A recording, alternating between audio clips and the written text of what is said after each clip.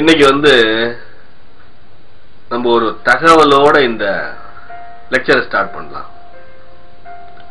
வாவு சிதம்பரம் பிள்ளைய தெரியாத இந்தியனே கிடையாது, எல்லாருக்குமே தெரியும்.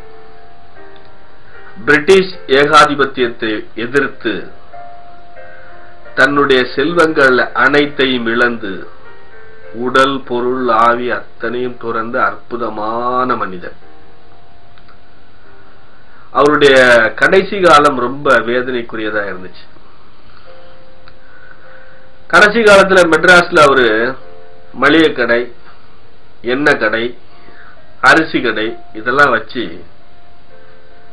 மிகவும் கொடுமையான வறுமையால் வாழ்ந்திருக்கிறார். இதை கேள்விப்பட்ட இஎஸ் வாலேஸ் அப்படிங்கிற ஒரு ஹைகோர்ட் ஜட்ஜ் அவர் இவருக்கு உதவி பண்றதுக்கு முயற்சி பண்றார். இந்த இஎஸ் வாலேஸுக்கு எப்படி சிதம்பரனாரை தெரியும் என்றால், இவர் தூத்துக்குடியில வழக்கறிஞராக இருக்கிற பொழுது மிக அற்புதமாக தன்னுடைய வாதங்களை எடுத்து வைத்ததாலும், மிகுந்த ஆங்கில புலமை உள்ள மனிதனாக இருந்ததாலும், மனிதநேயம் உள்ள மனிதனாக இருந்ததாலும், வழக்காடு மன்றத்திற்கு வழக்கு தொடர முடியாத ஏழை ஜனங்களுக்கு, ஏழை மக்களுக்காக இவர் வாதாடியதையும் கண்டு வியந்த அந்த மனிதர் இப்பொழுது சென்னையில் மிகவும் வேதனைப்படுகிறார் என்று கேள்விப்பட்டு அவரை எப்படியாவது அழைத்து வர வேண்டும் என்று ஒரு வக்கீல் குமாஸ்தாட்ட சொல்லி அழைத்து வர சொல்லுகிறார். இப்ப அவர் ஹைகோர்ட் ஜட்ஜ் ஆயிட்டார். தூத்துக்குடில இருந்து வந்த பிற்பாடு ஹைகோர்ட் ஜட்ஜ் ஆயிடுறார். அந்த வக்கீல் குமாஸ்தா நேரா போய் வாவு சிதம்பரம் பிள்ளைய ஐயா பார்க்கணுங்கிறாரு அப்படின்னு உடனே வாவு சிதம்பரம் பிள்ளை சொல்றாரு, நான் சிறைச்சாலையிலிருந்து விடுதலையான பிறகும் கூட இன்று வரை என்னுடைய நடவடிக்கைகளை பிரிட்டிஷ் அரசாங்கம் உன்னிப்பாக பார்த்து கொண்டிருக்கும் இந்த வேளையில் நான் வாலேஸை சந்தித்தால் என்னால் வாலேஸுக்கு வேலை போய்விடும். இஎஸ் வாலேஸ் அவர் பேர். ஆகவே நான் அவரை பார்க்க விரும்பவில்லை. என்னால் அவருடைய பதவி பறிபோக வேண்டாம், என்னுடைய கஷ்டம் என்னோடு போகட்டும் என்று மிகவும் பெருந்தன்மையோடு சொன்ன மனிதர். இருந்தாலும் நண்பர்களின் வற்புறுத்தலின் பேரிலும் வாலேஸின் வற்புறுத்தலின் பேரிலும் இருவரும் சந்திக்கிறார்கள். சந்தித்த பொழுது வாலே சொல்கிறார், கவலைப்படாதீர்கள் பிள்ளை அவர்களே, நான் எப்படியாவது பிரிவி கவுன்சில், இந்தியாவில் பார் கவுன்சில் ஆஃப் இந்தியா மாதிரி அந்த காலத்துல பிரிவி கவுன்சில், இவர் பாரத் லா அப்படிங்கிறது பிஎல் அந்த காலத்துல இங்கிலாந்துல போய் படிக்கணும். நேரு மாதிரி நம்ம காந்தி மாதிரி பெரிய செல்வந்தர், அதனால போய் படிக்க முடிஞ்சிச்சு. அதனால் நீங்கள் மீண்டும் வழக்கறிஞராக ஆகலாம் என்று சொல்லி பிரிவி கவுன்சிலுக்கு கடிதம் எழுதி மீண்டும் அவருக்கு வழக்கறிஞர் பதவியை வாங்கி கொடுத்தவர் இஎஸ் வாலேஸ். இஎஸ் வாலேஸ் செஞ்ச உடனே அதை வாங்கி கொண்டு கோவில்பட்டியில போய் வழக்கறிஞர் வேலையை தொடர்கிறார். தன்னுடைய மகனுக்கு வாலேஸின் ஞாபகமாக வாலீஸ்வரன் என்று பெயர் வைக்கிறார். என் நன்றி கொண்டாருக்கு முயவுண்டா முயவில்லை, செய் நன்றி கொண்டோம் அவருக்கு என்று போல அவர் பண்ணார். இதுல ரெண்டு தகவல். ஒரு முக்கியமான விஷயம், ஜெனரல் டயர் போன்ற கொடுமையான மனிதர்கள் இந்த நாட்டிலே வாழ்ந்த இந்த பிரிட்டிஷ் அரசாங்கத்தில் இருந்திருக்கிறார்கள். வாலேஸ், பென்குயின் போன்ற அற்புதமான மனிதர்களையும் பிரிட்டிஷ்காரர்கள் நமக்கு அளித்துள்ளார்கள். அவர்களுடைய நினைவு நமக்கு இருந்து கொண்டே இருக்கிறது. இது ஒரு பக்கம். இந்த தகவலை நான் சின்ன குத்தூசி அவர்கள் எழுதிய எத்தனை மனிதர்கள் என்கிற புத்தகத்துல படிச்சேன். ஆனந்தவடன்ல வந்திருக்கு. நான் சொல்றது ரொம்ப கன்சைஸ் பண்ணி சொல்றேன், பிரீஃபா சொல்றேன், ரொம்ப ரொம்ப சுருக்கமா சொல்றேன், பிரீஃபா தான் சொல்றேன். என்னுடைய வேண்டுகோள், அந்த புத்தகத்தை மாணவர்கள் அனைவரும் படிக்க வேண்டும். இந்த லெக்சரை கேட்கிற எல்லாரும் அந்த புத்தகத்தை வாங்கி அவசியம் படிக்க வேண்டும். அது என்பது என்னுடைய மிக பணிவான வேண்டுகோள். உலகத்தில் இப்படி எல்லாம் மனிதர்கள் இருந்திருக்கிறார்கள் என்பதை நாம் அறிந்து கொள்வதற்காக. இப்பொழுது நம்ம சப்ஜெக்டுக்கு வரலாம். லாஸ்ட் கிளாஸ்ல நம்ம பார்த்தது the resistivity, significance of resistivity and conductivity. இப்ப நம்ம பார்க்க போற டாபிக் ரெசிஸ்டன்ஸ் பத்தி பார்ப்போம். அதுக்கு முன்னாடி கொஞ்ச நாளைக்கு முன்னாடி பொதிகை டிவி லைவ் ஷோ நான் பார்த்தேன். அப்போ ஒருத்தர் சொன்னாரு, அந்த ஒரு பேனல்ல இன்டர்வியூ போர்டில் உட்கார்ந்து இருக்கிறாரு, மெட்ராஸ்கார. அவரு மெட்ராஸ்ல ஏதோ ஒரு காலேஜ்ல அவரு இன்டர்வியூ பண்ணிருக்கிறார், எலக்ட்ரிக்கல் இன்ஜினியரிங் கிராஜுவேட்ஸ். அப்போ என்ன சொல்றாரு அப்படின்னா, 11 kV, 33 kV, 66 kV, 110 kV, 220 kV in terms of multiples of 11s இருக்கு, ஏன் 10 30 இல்லையே அப்படின்னு இந்த மாணவர்களை கேட்டிருக்கிறார். யாருமே அதுக்கு பதில் சொல்லல. அவர் நொந்து போய் சொன்னார், இது ஃபர்ஸ்ட் இயர்லயே வருதுங்க, இது யாருமே தெளிவா சொல்லல, எனக்கு ரொம்ப வேதனையாக இருந்தது என்று சொன்னார். இதற்கான விடை என்னன்னா, நான் ஏசிய இன்னும் நடத்த ஆரம்பிக்கல. ஏசில ஃபார்ம் ஃபேக்டர் ஒன்று உண்டு, ஆர்எம்எஸ் வேல்யூ. ஏசில 2 ஆர்எம்எஸ் வேல்யூ உண்டு, ஆவரேஜ் வேல்யூ உண்டு. வீட்டுக்கு வரக்கூடிய சப்ளை ஆர்எம்எஸ் வோல்டேஜ். நம்ம 220 மல்டிமீட்டர் வச்சு பாக்குற 220 RMS value, not average value. Average value of sine wave is 0. அப்ப form factor RMS value divided by average value போட்டீங்கன்னா 1.11 வரும்.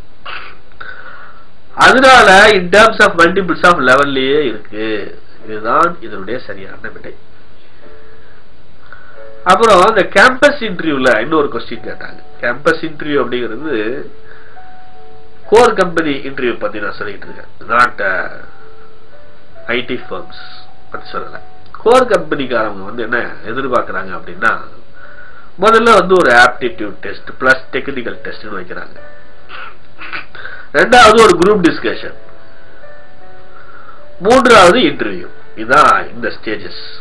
அவங்க அந்த கம்பெனில இருந்து வர்றவங்க அவங்களும் நம்மள மாதிரி இன்ஜினியரிங் முடிச்சுட்டு ஒரு 20-25 ஆண்டு காலம் அந்த கம்பெனியில பணிபுரியுறாங்க. இப்ப ஒரு விஷயம் நல்லா பார்க்கணும். நம்ம ஒரு கடைக்கு போறோம்னா நமக்கு என்ன தேவையோ அந்த தேவையை அது பூர்த்தி பண்ணா அதை வாங்கிட்டு வர்றோம். ஒரு சட்டை வாங்க போறோம்னா 38 நம்மளுடைய பட்ஜெட் என்ன பிராண்ட் ஷர்ட் வாங்க போறோமா இல்ல ஒரு ஆர்டினரி பிராண்ட் வாங்க போறோமாங்கிறத நம்ம முடிவு பண்ணிட்டு வாங்க போறோம். அது மாதிரி அவங்க ஒரு ப்ரீ ஜட்ஜ்டு முதல்லயே இப்படி கேண்டிடேட் இருக்கணும், இந்த மாதிரி இருக்கணும், இந்த மாதிரி இந்த போஸ்டுக்கு இந்த ஆள் வேணும் அப்படிங்கிற ஒரு ஸ்டாட்டிஸ்டிக்ஸோட தான் உள்ள நுழைகிறாங்க. அப்ப அந்த உங்களை ஃபில்டர் பண்றதுக்கு தான் இந்த டெஸ்ட் எல்லாம் வைக்கிறாங்க. ஃபர்ஸ்ட் ஆப்டிடியூட் வைக்கிறாங்க, அதுக்கு அடுத்தது குரூப் டிஸ்கஷன். அதுல இந்த டெக்னிக்கல் கம்யூனிகேஷன், உங்களுடைய கம்யூனிகேஷன் என்ன அப்படிங்கறத பாக்குறாங்க. இப்ப டிசிஎஸ்ல கூட இப்ப என்ன பண்றாங்கன்னா, முதல்ல இந்த சில ஹிண்ட்ஸ் மாதிரி கொடுத்து லெட்டர் எழுத சொல்றாங்க.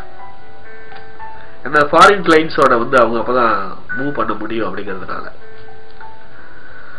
அடுத்தாப்புல நம்மளுடைய டெக்னிக்கல் நாலேஜ் என்ன அப்படின்னு பாக்குறாங்க. 99% கோர் இன்டர்வியூஸ்ல மிகப்பெரிய கேள்வி எல்லாம் கேட்கறது இல்ல, ஃபண்டமெண்டலா நீங்க எந்த அளவுக்கு தெரிஞ்சு வச்சிருக்கீங்கன்னு கேட்கறாங்க. ஏன் ஃபண்டமெண்டல் இருந்து அவங்க ஸ்டார்ட் பண்றாங்க அப்படின்னா, you are a raw graduate, you don't have any industrial exposure. நீ நிறைய பேர் இண்டஸ்ட்ரியோட போய் பார்த்துருக்க மாட்டாங்க. திருச்சியில இருப்பா பிஹெச்ல பார்த்துருக்க மாட்டாங்க. பிஹெச்ல ஆபீஸ்ல ஒரு டிஜிஎம் ஆபீஸ் எப்படி இருக்கு, ஜிஎம் ஆபீஸ் எப்படி இருக்கு, ஒரு ஏஜிஎம் ஆபீஸ் எப்படி இருக்கு, அங்க என்ன நடக்குது அப்படிங்கறத பார்ப்பதற்கு அவர்களுக்கு டைம் இருக்காது. ஒண்ணு அதை பார்க்க அவங்க விரும்புறதும் இல்லை. இந்த அகாடமிக்ஸுக்கும் ரியல் டயத்துக்கும் பயங்கரமான டிஃபரன்ஸ் இருக்கு. புக்ஸ் ரொம்ப ஹெல்ப் பண்ணாது. இப்போ தமிழ்நாடு எலக்ட்ரிசிட்டி போர்ட்ல எந்த ஒரு ஆபீஸ்லயாவது டெக்ஸ்ட் புக் வச்சிருக்காங்களா? B L Taraja, Soni Gupta Bhatnagar, B L C L Wadhwa, M D Singh, Bhimra வச்சிருக்க மாட்டாங்க. By virtue of their experience அல்லது எக்ஸ்பீரியன்ஸ் பர்சன்ஸ் இருந்து இவங்க லேர்ன் பண்ணிப்பாங்க. இதுதான் நடக்குமே தவிர புக்ஸ் நமக்கு என்னங்கிறது ஒரு கோடு போட்டு காமிக்கும். It's like something like ma'am. அதாவது ஒரு எக்ஸாமினேஷன் அப்படின்னு சொன்னீங்கன்னா ஒரு சிலபஸ் இருக்கு. அந்த சிலபஸ்ல ஒரு ப்ளூ பிரிண்ட் கொடுத்துருப்பாங்க. ஃபர்ஸ்ட் யூனிட்ல ஒரு 5 கொஸ்டின் பார்ட் ஏல கேட்கணும், பார்ட் பில 2 கொஸ்டின் கொடுக்கணும் அப்படின்னு. பட் இன்டர்வியூல அப்படி கிடையாது. இன்டர்வியூல உங்களுடைய வாட் இஸ் யுவர் இன்ட்ரெஸ்ட் அப்படின்னு கூட ஸ்டார்ட் பண்ணலாம். இல்ல சாதாரணமா ரெசிஸ்டன்ஸ்ல கூட கேள்வி கேட்கலாம். ஒரு இன்டர்வியூல ஒருத்தர் கேட்டார், ஒரு கோர் கம்பெனி இன்டர்வியூல, what is the constructional difference between a table fan and a ceiling fan அப்படின்னா. நிறைய பேர் நிறைய விஷயங்கள் சொன்னாங்க, அதை நான் சொல்ல விரும்பல. ஆனா இந்த டேபிள் ஃபேன் சீலிங் ஃபேனுக்குள்ள டிஃபரன்ஸ் நமக்கு நிறைய தெரிஞ்சிருக்கு. ஏன்னா டேபிள் ஃபேன் சீலிங் ஃபேன் இல்லாம நம்ம பார்க்கலன்னு சொல்ல முடியாது, அது இல்லாம நம்மளால இருக்க முடியறது இல்ல. சீலிங் ஃபேன் இல்லாம நிச்சயமா இருக்க முடியாது இல்ல. பட் அதோட கன்ஸ்ட்ரக்ஷனல் டிஃபரன்ஸ் என்னவா இருக்கும் அப்படின்னா, the answer is very simple. ஒரு சீலிங் ஃபேனை ஒரு ஒரு ஒரு மோட்டார்னு சொன்னீங்கன்னா முக்கியமான பகுதி ஸ்டேட்டார் அண்ட் ரோட்டார். எந்த மோட்டாரா இருந்தா என்ன, அதனால பத்தி இல்ல. இது வந்து சிங்கிள் ஃபேஸ் இண்டக்ஷன் மோட்டார் மேல உள்ளது, permanent capacitor single phase induction motor. there is no centrifugal switch in the ceiling fan. ceiling fanல there is no centrifugal switch. இப்போ வந்து இந்த சீலிங் ஃபேன்ல எப்படி இருக்கும் அப்படின்னு கழட்டிங்கன்னா, ஒரு வைண்டிங் போயிடுச்சு, ஃபேன் சுத்தலன்னா வைண்டிங்க்கு ஸ்டேட்டாரை கழட்டி கொண்டு போய் கரகாரண்ட கொடுத்துருவீங்க. அப்ப ரோட்டார் உங்க கையிலேயே இருக்கும். Rotor is something like a ring ball, ring ball மாதிரி இருக்கும்.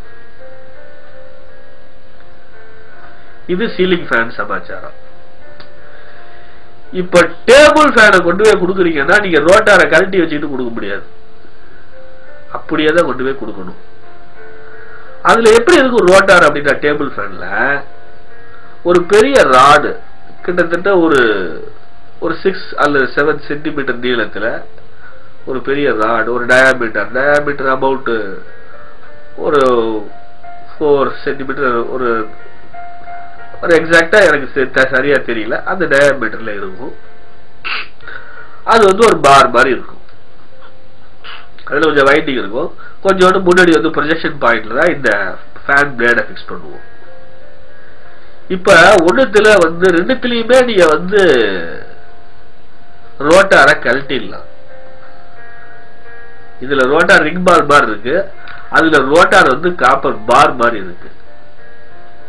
அப்ப சீலிங் ஃபேன்ல ரவுண்டா இருக்குது ரோட்டார், ஒரு ரிங் பால், அது நடுவுல ஸ்டேட்டார் இருக்கு. So a stator is inside the rotor.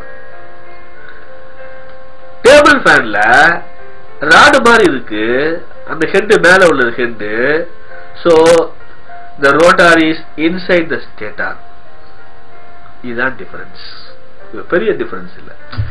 எதுக்காக கேக்குறாங்க அப்படின்னா, சரி இவங்களுக்கு வந்து ஒரு லெவல் ஆஃப் கியூரியாசிட்டி இருக்கு. அதாவது ஒரு இன்டர்வியூல முக்கியமா 3 விஷயம் பாக்குறாங்க. நம்பர் 1, இந்த ஆப்டிடியூட் டெஸ்ட் பாஸ் பண்ணிட்டீங்க, உங்களுடைய கம்யூனிகேஷன் ஸ்கில் எப்படி இருக்கு, நீங்க எப்படி இன்டராக்ட் பண்றீங்க அப்படிங்கறத அதை வச்சு அசஸ் பண்ணிப்பாங்க.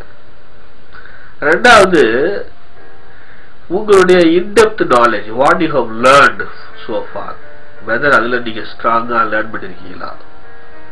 மூணாவது, யுவர் லெவல் ஆஃப் கியூரியாசிட்டி, உங்களுக்கு கியூரியஸா லேர்ன் பண்ணக்கூடிய ஆர்வம் இருக்கிறதா. அந்த ஆர்வம் இருந்துச்சுன்னா முதல்ல நீங்க தெரிஞ்சுக்கணும் அப்படிங்கிற மாதிரி ஒரு விறுவிறுப்பா இருந்திருப்பீங்க.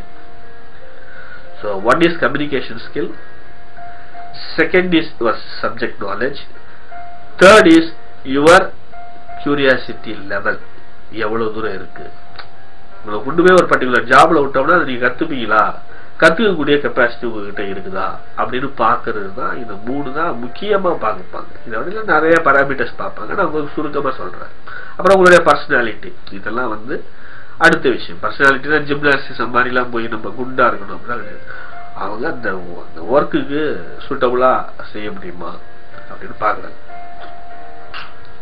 இப்ப ரொம்ப முக்கியமா நம்ம பார்க்க போறது என்ன அப்படின்னா, ஒரு கேம்பஸ் இன்டர்வியூல ஒருத்தர் கேட்கிறாரு ஒரு கேள்வி. நம்ம வந்து எலக்ட்ரிக்கல் லேப்ல electrical engineer electrical machines lab போகாத இருக்கவே இருக்க முடியாது. அவர் என்ன கேட்கிறாரு அப்படின்னா, இந்த ரியோஸ்டாட்ல யூஸ் பண்ணுவோம்ல, மேல ஒரு ஒயர் வவுண்ட் ரியோஸ்டாட் பேர் இருக்கு, ஒயர் வவுண்ட் ரியோஸ்டாட்ஸ். அது வந்து ஒரு ஹை பவர் டிவைஸ். அது வந்து இட் கேரிஸ் 5 amps போகும், பவர் ஃப்ரீக்வன்சில ஆப்ரேட் பண்ணும், 50 ஹெர்ட்ஸ் ஃப்ரீக்வன்சில ஆப்ரேட் பண்ணும். டிசில ஆப்ரேட் பண்றதுக்கு 220 வோல்ட்ஸ்ல நீங்க டிசி கொடுக்கலாம். 750 டிகிரி சென்டிகிரேட் வரைக்கும் தாங்கும். அதனுடைய மெட்டீரியல் என்ன மெட்டீரியல் ஆனதுன்னு அவர் கேட்கிறார். இதான் இந்த கேள்விக்கான பதிலை நம்ம என்ன பண்ணலாம், கடைசியா நான் அதுக்கான விடையை சொல்றேன். அதுக்கு முன்னாடி ரெசிஸ்டன்ஸ் அப்படின்னா என்னன்னு பார்த்தோம். ரெசிஸ்டன்ஸ்னா ரெசிஸ்ட் த ஃப்ளோ ஆஃப் கரண்ட்னு அர்த்தம். இந்த ரெசிஸ்டன்ஸ் ரெண்டா பிரிச்சிருவாங்க. ஒன்னு வந்து லீனியர் ரெசிஸ்டன்ஸ், அந்த ரீசன் நான் லீனியர் ரெசிஸ்டன்ஸ். லீனியர் ரெசிஸ்டன்ஸ்னா ஒரு சர்க்யூட் ரெசிஸ்டன்ஸை கனெக்ட் பண்ண பிறகு கரண்ட்டை இன்க்ரீஸ் பண்ணா வோல்டேஜ் எவ்வளவு வருதுன்னு பார்க்கணும். இந்த கரண்ட்டுக்கு வோல்டேஜுக்கு ஒரு கிராஃப் போட்டீங்கன்னா இட் இஸ் a linearity-னா அப்படி ஸ்ட்ரைட் அப்படி வரும். that is called linear resistance. நான் லீனியர் ரெசிஸ்டன்ஸ்னா கரண்ட்டை என்ன ரைஸ் பண்ணாலும் வோல்டேஜ் ஒரு ஸ்டேஜுக்கு அப்புறமேல அப்படி வளைய ஆரம்பிச்சிடும். அதுக்கு எக்ஸாம்பிள் டயோடு. அப்புறமேல என்ன பண்றாங்கன்னா இந்த ரெசிஸ்டன்ஸை திருப்பி 4 வகையா பிரிக்கிறாங்க. ஒன்னு fixed resistance, another is variable resistance, third is adjustable resistance, fourth is tapped resistance. இத 4ஆ பிரிச்சிருக்காங்க. இந்த பிக்ஸட் ரெசிஸ்டன்ஸ்ங்கிறது தான் நீங்க எலக்ட்ரானிக் சர்க்யூட் போர்ட்ல யூஸ் பண்ணக்கூடிய ஆக்சியல் லெட் ரெசிஸ்டர்ஸ் அல்லது carbon composition resistors, ceramic based resistors. இது நிறைய வெரைட்டிஸ் இருக்கு. இந்த வேரியபிள் ரெசிஸ்டர் தான் எலக்ட்ரானிக்ஸ் டிபார்ட்மெண்ட்ல அவங்க பொட்டன்ஷியோமீட்டர்னு சொல்லுவாங்க. 3 டெர்மினல் டிவைஸ். அது 24 வோல்ட்ஸ் ஆபரேட் பண்றது கூடிய இருக்கு. அதை விட கூடவும் யூஸ் பண்றதை யூஸ் பண்ணிக்கலாம். இப்ப நம்ம வந்து இங்க ரியோஸ்டாட்ஸ் யூஸ் பண்ணுவோம். Rheostat is a power heavy current carry பண்ணக்கூடிய ஒரு டிவைஸ். அதுல வந்து ஒரு 3 டெர்மினல் இருக்கும். 2 பிக்ஸட் டெர்மினல், ஒரு வேரியபிள் டெர்மினல். ஒரு பிக்ஸட் டெர்மினல்ல வச்சிட்டீங்கன்னா rheostat can be performed in 3 ways. ஒன்னு வந்து பிக்ஸட் ரெசிஸ்டன்ஸா இருக்கும், வேரியபிள் ரெசிஸ்டன்ஸா இருக்கும், மூணாவது பொட்டன்ஷியல் டிவைடர் ஆக்ட் பண்ணும். 3 விஷயமா யூஸ் பண்ணும். அதான் வேரியபிள் ரெசிஸ்டன்ஸ். இன்னொன்னு அட்ஜஸ்டபிள் ரெசிஸ்டர்ஸ். அட்ஜஸ்டபிள் ரெசிஸ்டர்னா ரெசிஸ்டன்ஸ் நீளமா இருக்கும், நமக்கு என்ன தேவையோ அதுக்கு அது மாதிரி அட்ஜஸ்ட் பண்ணிக்கலாம். வேரியபிள் கிடையாது, இட்ஸ் நாட் a variable. அது அந்த பொசிஷன்ல வச்சு டைட்டன் பண்ணிட்டீங்கன்னா this is called adjustable resistors. அடுத்தது டாப்டு ரெசிஸ்டர். டாப்டு ரெசிஸ்டர் என்னன்னா இந்த வாஷ் பேஷன்லாம் பாத்தீங்கன்னா நிறைய பைப் இருக்கும், டாப்ஸ் இருக்கும். எதுக்காக அப்படின்னா இந்த கிரௌட குறைக்கிறதுக்காக வேண்டி. அது மாதிரி நமக்கு என்ன தேவையோ அந்த தேவையான ரெசிஸ்டன்ஸை டேப் பண்றதுக்கு பேர் தான் டாப்டு ரெசிஸ்டன்ஸ் பேர். இப்ப கார்பன் இது ஒரு கிளாசிபிகேஷன். இந்த கிளாசிபிகேஷன் அன்னில carbon composition resistor, metallic resistor, ceramic based resistors, wire wound resistors, இந்த மாதிரி நிறைய வெரைட்டிஸ் ஆஃப் ரெசிஸ்டன்ஸ் இருக்கும். இந்த ரெசிஸ்டன்ஸ் ஒன்றுக்கும் அதனுடைய டாலரன்ஸ் இருக்கும், அதனுடைய ஸ்டெபிலிட்டி இருக்கும். இதெல்லாம் வேல்யூ பண்ணிருப்பாங்க. ஜெனரலா இந்த வெரி லோ ரெசிஸ்டர், அப்புறம் வந்து லோ ரெசிஸ்டர், ஹை ரெசிஸ்டர் 3 கேட்டகரியா பிரிச்சுவாங்க. லெஸ் தென் 3 வாட்ஸ் இருந்தா அது லோ ரெசிஸ்டன்ஸ். அப்புறம் 3ல இருந்து 5 வரைக்கும் இருந்தா அதை வந்து அது ஃபர்ஸ்ட் வந்து 3க்கு கீழே 3 அப் டு 3 வந்து வெரி லோ, அப்புறம் லோ, அப்புறம் அதுக்கு அடுத்தாப்புல 5 வாட்ஸ்ல இருந்து 500 வாட்ஸ் வரைக்கும் அதை என்ன சொல்லுவாங்கன்னா ஹை ரெசிஸ்டன்ஸ் மெட்டீரியல் சொல்லுவாங்க. இது 3 அவங்க எலக்ட்ரானிக் சைட்ல யூஸ் பண்ணுவாங்க. அங்க 24 வோல்ட்ஸ் தான் வரும். இந்த சிப் எல்லாம் மில்லி ஆம்ப்ஸ்ல தான் கேரி பண்ணும். அதனால சேஃப்டி பாயிண்ட் வந்து பயப்பட வேண்டிய அவசியம் இல்லை. பட் எலக்ட்ரிக்கலா ரொம்ப ரிஸ்க் அதிகம். எலக்ட்ரிக்கல் லேப்னா ரொம்ப risky place, because we are handling very high voltage. இது ஒரு முக்கியம். இப்ப இந்த ரெசிஸ்டன்ஸ்ல வந்து நான் முதல்ல சொன்ன பிளாட்டினத்துக்கு ரெசிஸ்டன்ஸ் இருக்கு, ரெசிஸ்டிவிட்டி இருக்கு, கண்டக்டிவிட்டி இருக்கு. தகரம் அதுக்கு ஒரு ரெசிஸ்டன்ஸ் இருக்கு, கண்டக்டிவிட்டி இருக்கு. இதை எப்படி ஈஸியா ஞாபகம் வச்சுக்கலாம்னா 10⁵ மேல இருந்தா 10⁵ ஓம் மீட்டர் ரெசிஸ்டிவிட்டியுடைய வேல்யூ 1,00,000க்கு மேல இருக்குமே ஆனால் that's are all called as insulators. Paper, mica, wood, glass இதெல்லாம் அந்த இன்சுலேட்டர் கேட்டகரியில விழுந்துரும். 1 lakhக்கு கீழே இருக்குது, 1 lakh ஓம் மீட்டருக்கு கீழே உள்ளதெல்லாம் கண்டக்டர்ஸ். இப்ப இந்த resistivity may be high, but it has a capacity to carry current. அதுதான் இந்த செமிகண்டக்டர்ங்கிறது 10⁻³ in between 10⁻³ and 10⁵. அதுதான் செமிகண்டக்டர். அடுத்தது சூப்பர் கண்டக்டர். சூப்பர் கண்டக்டர்னா resistivity is 0, conductivity is infinity. We have not used superconductor for transmitting power. இதான். இப்ப ரெண்டு term வந்து electrical இன்ஜினியரிங்ல frequently used term. One is a voltage drop and there is a power dissipation. The voltage drop அப்படின்னா என்னன்னா, ஒரு 220 volt கொடுத்தோம்னா ஒரு இடத்துல இருந்து ஒரு 10 அடி தள்ளி பார்த்தீங்கன்னா 220 வோல்ட் இருக்காது, குறையும். Because of its internal resistance of the wire. ஒயர்னால உள்ள அந்த ரெசிஸ்டன்ஸ்னாலையோ சோர்ஸ் ரெசிஸ்டன்ஸ்னாலையோ வோல்டேஜ் குறைஞ்சு போயிடும். இப்ப அந்த குறையக்கூடிய வோல்டேஜ் தான் நம்ம வோல்டேஜ் டிராப். இது சிம்பிளா வந்து 1 கிலோ எண்ணெய் வாங்கிட்டு வர்றீங்க, இதே நல்லெண்ணெய், அதை வந்து ஒரு பாட்டில ஊத்துறீங்க. எல்லாத்தையும் ஊத்த முடியாது, பாதி ஆயில் அதுல ஒட்டிக்கும். அதான் அங்க வேஸ்ட்னு சொல்லுவோம், இங்க டிராப்னு சொல்லுவோம். இதுதான் அடிப்படையான விஷயம். அதனால 10% இங்க இருந்து அங்க டிரான்ஸ்மிட் பண்ணிட முடியாது வோல்டேஜை பொறுத்த வரைக்கும். இந்த ரெசிஸ்டன்ஸ்ல என்ன பண்ணுவோம்னா பவர் டிசிபேட் ஆகுது அப்படின்னு சொல்லுவோம். Purposely we are include some resistance to waste power. We want to convert electrical energy into heat energy. ஹீட்டா கன்வெர்ட் பண்ணிடுவோம். அந்த ஹீட்டா அந்த ரெசிஸ்டன்ஸ் சாப்பிடும், அது எமிட் பண்ணும். சாப்பிடும் சொல்ல நான் விளையாட்டுக்கு சொல்ல சாப்பிடணும்னா அது ஹீட்டை ஜெனரேட் பண்ணும். அதனாலதான் உங்களுக்கு செல்போன் ஹீட் ஆகுது, அது லேப்டாப் ஹீட் ஆகுது. It is all static devices. But ஆனா என்ன பிரச்சனை, அதுல உள்ள ரெசிஸ்டன்ஸ்னால I²R டிராப்னால I²R அப்படி இந்த பவர் டிசிபேஷனால வந்துருக்கு. I²R சொல்லலாம், V²R சொல்லலாம். ஒரு சிம்பிள் எக்ஸாம்பிள் சொல்றேன் பாருங்க. 100 வோல்ட் உங்கள்கிட்ட இருக்கு, ஒரு 1000 ஓம் ரெசிஸ்டன்ஸ் கனெக்ட் பண்றீங்க. அதுல எவ்வளவு பவர் டிசிபேட் ஆகும் அல்லது எவ்வளவு பவர் வேஸ்ட் ஆகும்னு பாத்தீங்கன்னா power P is equal to V²R. அப்ப 100 × 100 10⁴. கீழே வந்து 1000 போட்டீங்க, அப்ப 10 வாட்ஸ் வேஸ்ட் ஆயிரும். ஆனா நீங்க உன்னிப்பா பார்க்கணும், ரெசிஸ்டன்ஸ் வந்து 10 வாட்ஸ் போடக்கூடாது, 20 வாட்ஸ். தம்பு ரூல் வந்து டபுள் தி டைம். 10 தான் 20 போடணும், 50 தான் 100 போடணும். ஏன் போடணும் அப்படின்னா in event of any abnormality over current pass ஆச்சுன்னா ரெசிஸ்டன்ஸ் தான் ஃபர்ஸ்ட் கொலாப்ஸ் ஆகும். ரெசிஸ்டன்ஸ் முடிஞ்சு போச்சுன்னா எனார்மஸ் கரண்ட் உள்ள போய் டேமேஜ் ஆயிடும். அதனால எப்பொழுதுமே அதை விட ஹையர் ரெசிஸ்டன்ஸ் கால்குலேட் பண்ணி தான் போடணும் என்பது முக்கியம். இன்னொன்று இந்த பிரிண்டட் சர்க்யூட் போர்ட்ஸ்ல எல்லாம் ரெசிஸ்டன்ஸ் இருக்கு, அது thick film resistance and thin film resistance சொல்லுவாங்க.